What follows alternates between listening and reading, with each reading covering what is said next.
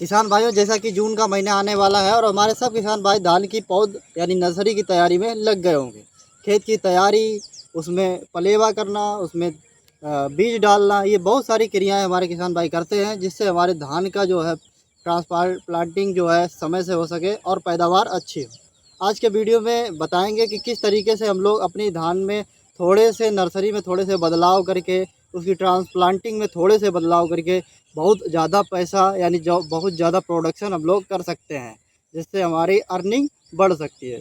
तो नमस्कार किसान भाइयों, मेरा नाम दीपांशु है। मैं सरदार वल्लभ भाई Patel university of agriculture and technology में बीएससी ऑनर्स एग्रीकल्चर की डिग्री कर रहा हूँ। और आज हम लोग समझते हैं कि नर्सरी की स्टेज से लेकर ट्रांसप्लांटिंग तक क्या क्या सावधानियाँ हम लोगों को रखनी चाहिए। सबसे पहले बात आती है किसान भाइयों अपने खेत की तैयारी की। तो बहुत सारे किसान भाई अवॉइड कर देते हैं कि क्या है, नर्सरी तो डाल रहे हैं, पौधा उगा के बस खेत में डाल लेंगे, तो उसमें एनपीके का यूज क्यों करें। तो ये गलती कतई ना करें। आप ट्रांसप्लांटिंग जब भी नर्सरी डालें तो उस समय आप एनपीके ज़रूर उसमें डालें। एनपीके से क्या होता है कि पौधे को प्रॉपर न्यूट्रिएंट्स मिलते हैं, तो शुरू से ही पौधे का जमाव बहुत अच्छा हो जाता है, जिससे उसकी जड़ें अच्छी रहती हैं। इसके बाद एनपीके के बाद बात करते हैं कि उसमें आप अच्छे से क्यारी को साफ़ करिए, क्योंकि उसमें ज़्यादा बीड नहीं उगने चाहिए, क्योंकि बीड क्या होता है कि जो नर्सरी की बढ़वार है धान की, वो बहुत कम इस पर प्रभावित करता है, बहुत कम बढ़ने देता है। इसके साथ हम लोग बात करते हैं कि जब नर्सरी हम लोग डालते हैं तो उससे पहले बीज का शोधन बहुत ज़रूरी होता है। बीज शोधित करके ही नर्सरी को हम लोग डालते हैं, ताकि जो आपका जमाव है, जैसे बीज शोधन से होता क्या है, जो दो तरीके के डिजीज लगते हैं। एक तो सीड बॉर्न डिजीज होता है, एक सॉइल बॉर्न डिजीज होता है, जो मिट्टी में होता है उससे बचाता है। और जो जो सीड ट्रीटमेंट होता है, जो मिट्टी में भी जो कीट होते हैं, जो मिट्टी में रोग होने वाले होते हैं, वो उससे बीज को बचा लेते हैं। और साथ ही में जो सीड के अंदर पहले से ही कुछ स्पोर्स वगैरह पड़े रहते हैं, जिससे हमारा जो पौधा बढ़ता है तो उसमें साथ में ही रोग शुरू हो जाता है, तो उस चीज़ को सीड ट्रीटमेंट से ख़त्म किया जा सकता है। तो सीड ट्रीटमेंट ज़रूर करें। अब बात आती है कि नर्सरी आपने डाल दी, तो पानी किस तरीके से भरें। तो पानी भरने के लिए सबसे पहले किसान भाइयों ज़रूरी रहता है कि आपको पानी भरते समय इन चीज़ों का ध्यान देना चाहिए कि कम से कम जिस दिन आप नर्सरी डाल रहे हैं उससे 6 दिन तक पानी बिल्कुल भी खेत में भरा नहीं रहना चाहिए। ये बात आप बिल्कुल गांठ बांध लीजिए, क्योंकि अगर पानी बराबर भरा रहेगा नर्सरी में तो सीड सड़ने के चांस होते हैं, जर्मिनेशन परसेंटेज कम हो जाता है। नमी बराबर हो लेकिन पानी भरा ना हो। जब जब भी आप 25 से 30 दिन लगते हैं लगभग सारी नर्सरियों को तैयार होने में, तो उस समय तक भी आपको पानी इस तरीके से नहीं भरना है कि पौधा पूरा डूब रहा है। जब पौधा बड़ा हो जाता है तो आपको धीरे धीरे पानी भरे रहना है, लेकिन पौधा डूबना नहीं चाहिए। ये मेन बात हो गई। अब बात करते हैं पानी कितना भरना है और कब तक भरना है।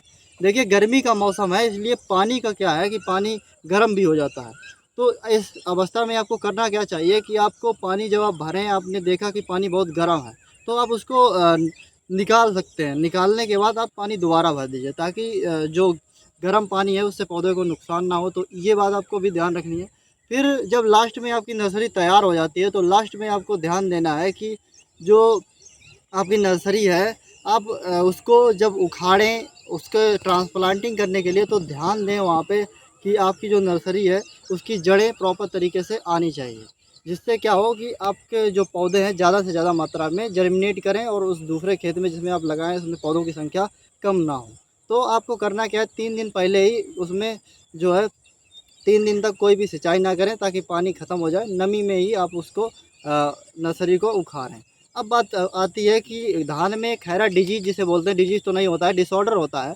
ये खैरा डिजीज़ बहुत फेमस है, ये धान में लगता ही लगता है ज़्यादातर, जहाँ पे जिंक की कमी पाई जाती है। तो इसको दूर करने के लिए आप क्या करें कि घोल बना लें जिंक सल्फेट का। और वैसे 1 हेक्टेयर में 5 किलो जिंक की ज़रूरत होती है, जिसके लिए हम लोग करीब 25 किलो जिंक सल्फेट डालते हैं।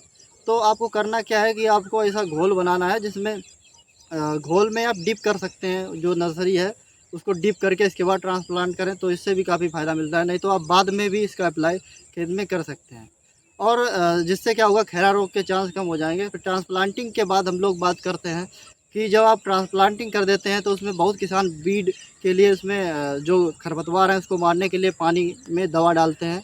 तो ये काम करने के बाद जब 6 से 7 दिन आपके हो जाएं, इसके बाद आपको करना क्या है, बीजीए ब्लू ग्रीन एल्गी के नाम से आता है मार्केट में, आप इसको डालिए। ये क्या करेगा कि आपकी जो खेत है उसमें आपको पानी कम देना पड़ेगा, क्योंकि बीजीए जो होता है ये एक काई नुमा लेयर बना लेता है, एक तरीके की काई बना लेता है पूरे खेत में, जिससे क्या होता है कि वाटर लॉसेस कम हो जाता है खेत का। साथ ही में क्या होता है कि नाइट्रोजन जो पौधे को हमें देनी रहती है वो कहीं ना कहीं कम हमको देनी पड़ती है। तो धान के खेत में आपको नाइट्रोजन कम देनी पड़ेगी, सिंचाई कम करनी पड़ेगी। क्या डालेंगे? जब बीजीए को डालेंगे तो बीजीए काफ़ी इंपॉर्टेंट रोल करता है। इससे सॉइल फर्टिलिटी भी बढ़ती है, मिट्टी की हेल्थ सही रहती है। तो ये आपको डालना बहुत ज़रूरी रहता है। तो आप बीजीए को डालिए खेत में, जिससे आपको ये मिले, और आप ये 7 से 10 दिन बाद रोपाई के डाल सकते हैं। इसके बाद बात करते हैं कि आपके खेत में आपको फिर नज़र रखना है कि कौन कौन से, क्योंकि धान के खेत में अगर कोई आप सुगंधित किस्म ले रहे हैं तो उसमें कीट बहुत ज़्यादा लगते हैं, रोग बहुत ज़्यादा लगते हैं। तो आपको इन चीज़ों पे ध्यान देना है कि कीटों के लिए आप ज़्यादातर अगर केमिकल कम करना चाहते हैं तो ट्रैप का यूज़ करिए। आप लाइट ट्रैप का भी यूज़ कर सकते हैं, फेरोमोन जो सोलर लाइट ट्रैप आता है। और आप उसमें स्टिकी ट्रैप भी यूज़ कर सकते हैं। स्टिकी ब्लू और येलो आता है। जैसे स्टिकी ट्रिप में क्या होता है कि एक खेत में हम लोग कुछ ऐसी चीज़ लगाते हैं जिसमें लाइट हो, तो लाइट में क्या होता है कि लाइट के आसपास कीट आते हैं, उसके नीचे हम लोग स्टिकी ट्रैप लगा देते हैं, तो कीट उस पे गिरते हैं, ट्रैप में चिपक जाते हैं, जिससे खेत में हम काफ़ी बचाव कर लेते हैं। ये सब बातें हैं, इस पे हम एक वीडियो और बनाएंगे कि किस तरीके से हम अपने धान में जो ये रोग और कीट पे नियंत्रण कर सकते हैं। तो इस तरीके से आप अपने धान की फसल को पैदावार बढ़ा सकते हैं। इन चीज़ों पे ध्यान रखें और आप बहुत अच्छा उत्पादन पा सकते हैं। ये छोटी छोटी चीज़ें हैं जो किसान भाई हमारे अवॉइड कर देते हैं, जिससे प्रोडक्शन जो है कम हो जाता है। तो उम्मीद है आप इस पे ज़रूर काम करेंगे और हमारी जानकारी आपको बहुत ही पसंद आई होगी।